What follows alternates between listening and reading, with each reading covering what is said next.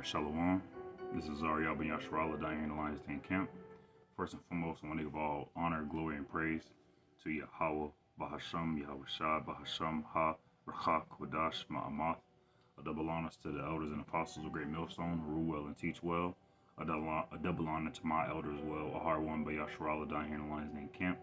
And a sincere thought to the Akim, Dakwatim, and the Banyam, the brothers, the sisters, and the children who are pushing the truth and believe it with sincerity. The water and Shalom. This is a lesson I've been holding on to. I just been neglecting to do.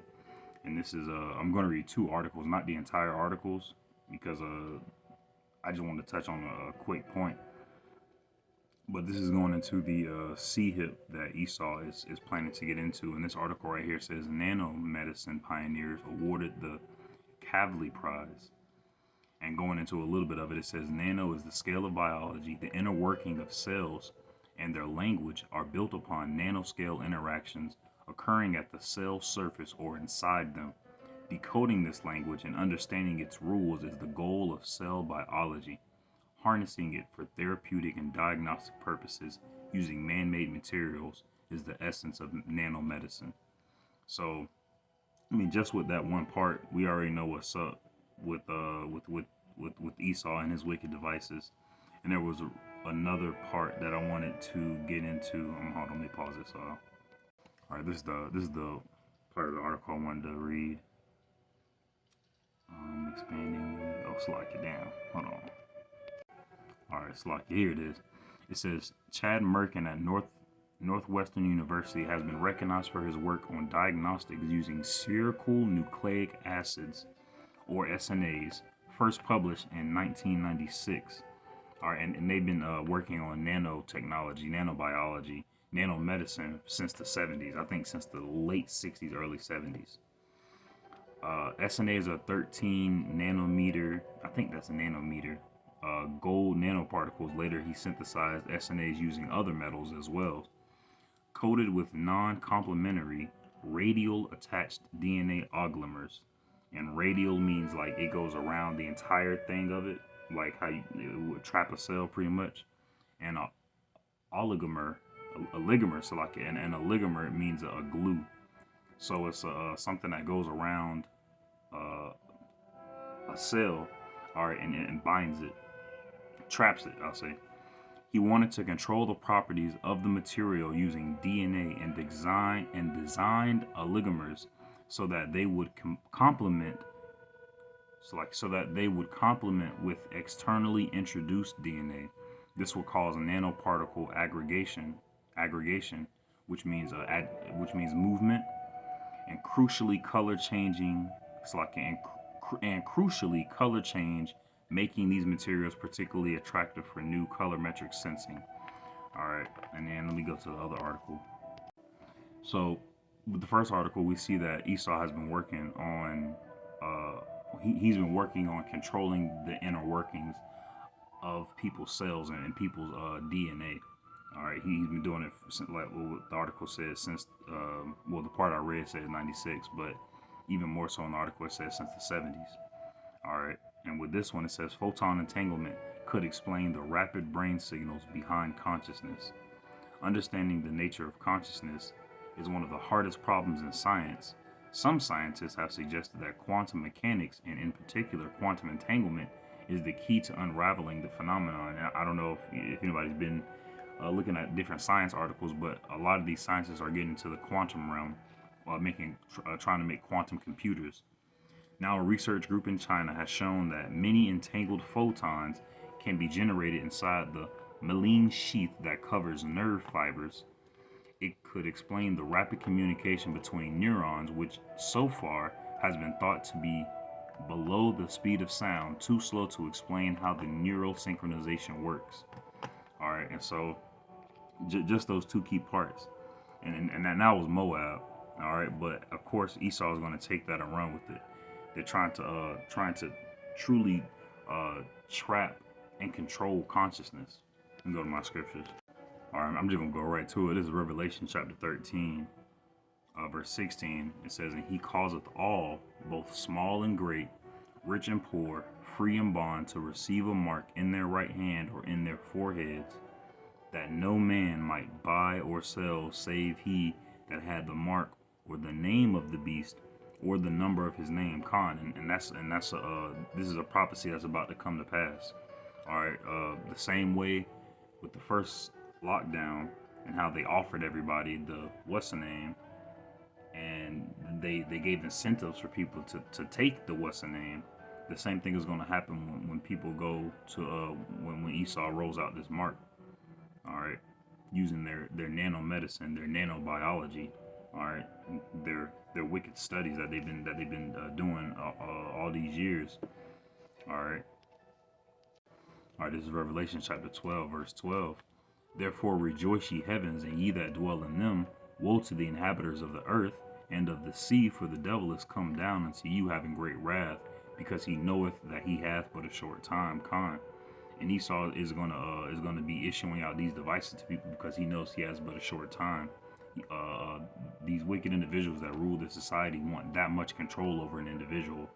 It's not enough that they they pretty much have listening and recording devices on us, but at the same time we can get rid of these listening and recording devices, and they don't like that. They want to be able to control an individual down to the molecular structure of that shit. He's just being wicked. But because of that, Esau is gonna put more hell into this realm because of it. All right, this is Romans chapter 8, verse 35. It says, who shall separate us from the love of Mashiach?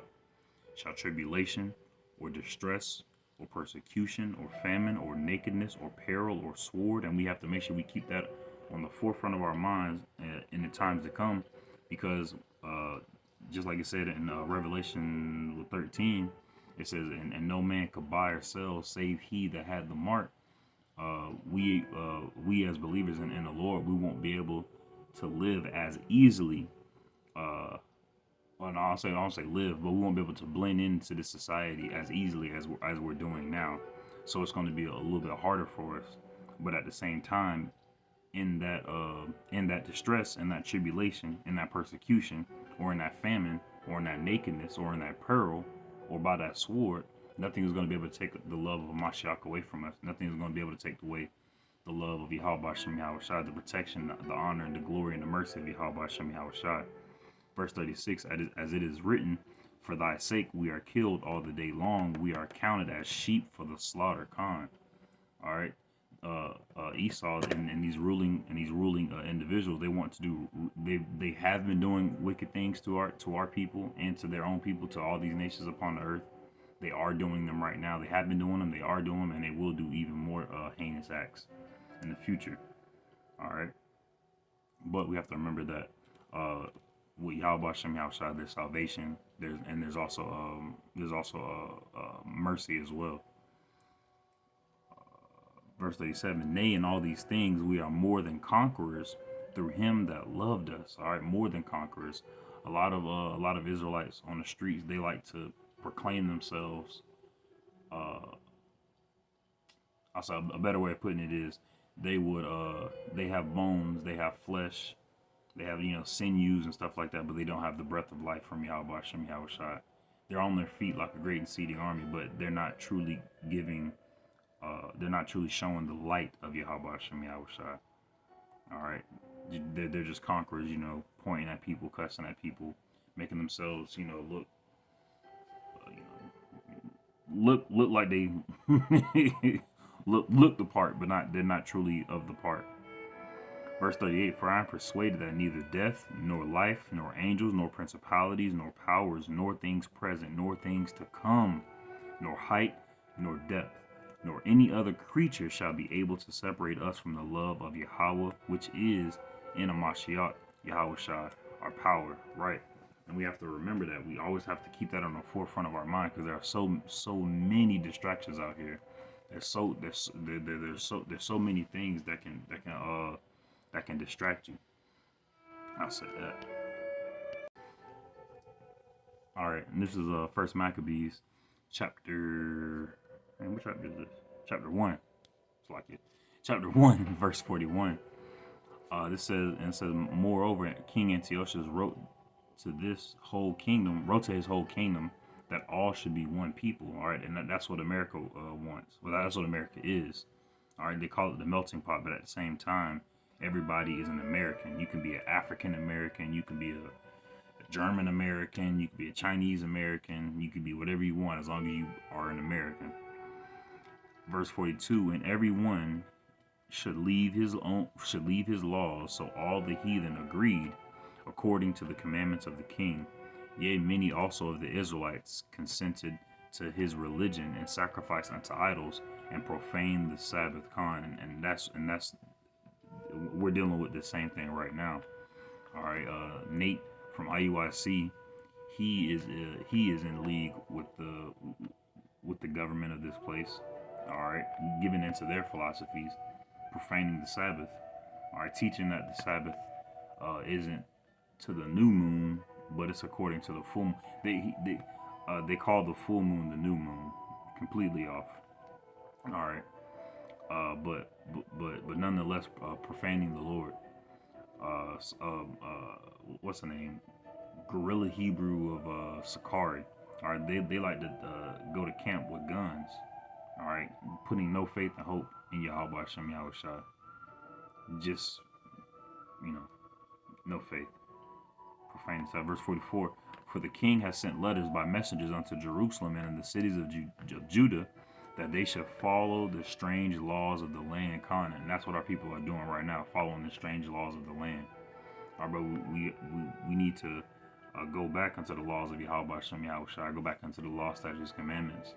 All right, of course, we won't be able to keep all 600. I think it's either 636 or 616. So I always forget, but I know it's 600 and some.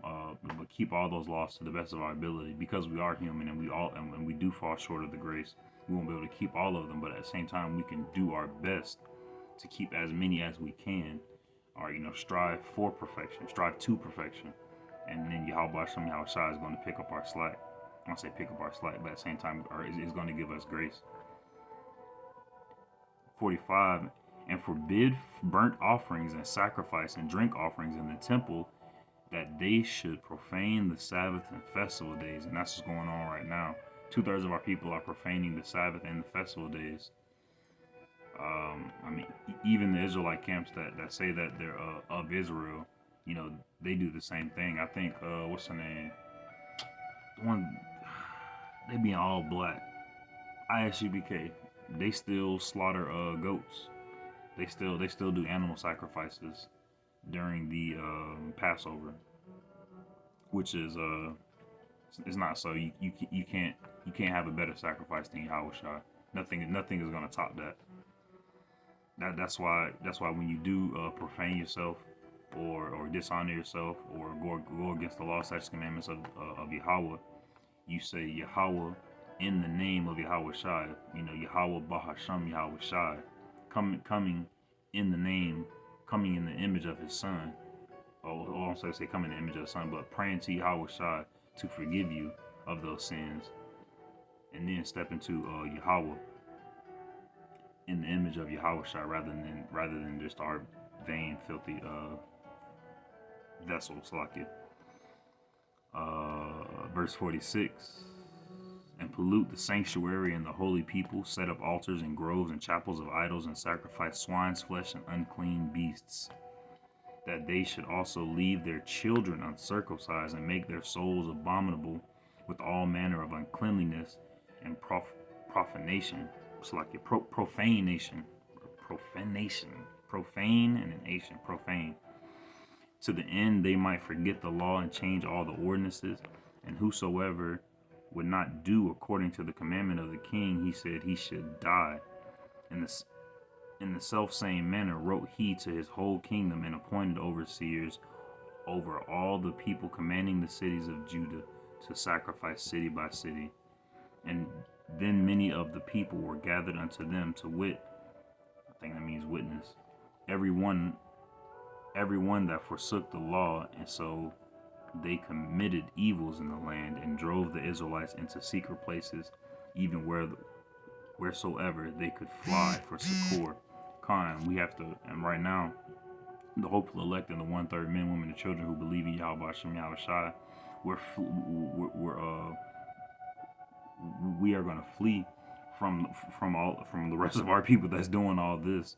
All right, but we're going to find succor in the name and in the power of Yahweh Shem Yahushai.